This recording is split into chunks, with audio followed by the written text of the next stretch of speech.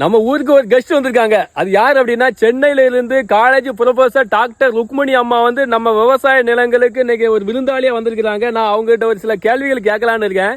அம்மா வணக்கம். வணக்கம். நீங்க நகர்ப்புறங்கள்ல சிட்டில காலேஜ் ப்ரொஃபசரா வேலை செஞ்சுட்டு இருந்திருக்கீங்கன்னு சொன்னீங்க. ஆனா இந்த கிராம பகுதிகளில் இந்த விவசாய நிலங்களை பார்க்கும்போது உங்களுக்கு என்ன தோணுது?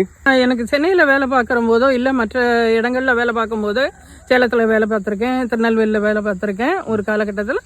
அப்போ எல்லாம் அந்த வாழ்க்கை அப்படிங்கிறது, நகர்ப்புற வாழ்க்கைங்கிறது எனக்கு பணத்தை கொடுத்தது, பதவியை கொடுத்தது, எல்லாமே கொடுத்தது.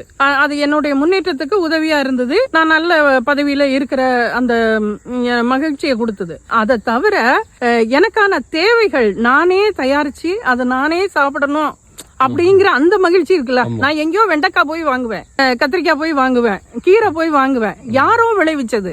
இது நானே விளைவிச்சு நானே அதை சாப்பிடணும், அந்த விளைநிலத்துக்குள்ள சுத்தி வரணும், அதனுடைய ஒவ்வொரு பூவையும் ரசிக்கணும்.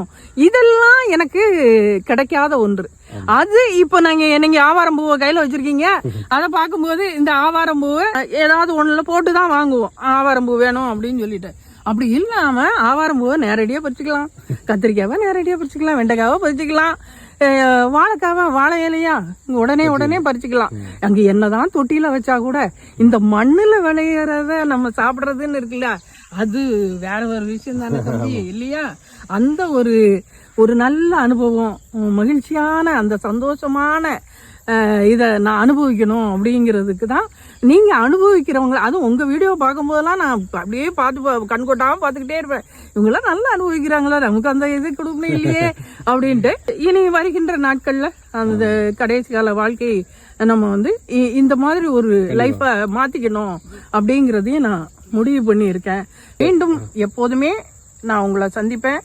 உங்களுடைய வளர்ச்சியை பார்த்து பெருமைப்படுவேன், சந்தோஷப்படுவேன். அந்த வளர்ச்சியில நானும் பங்கெடுத்துக்குவேன்.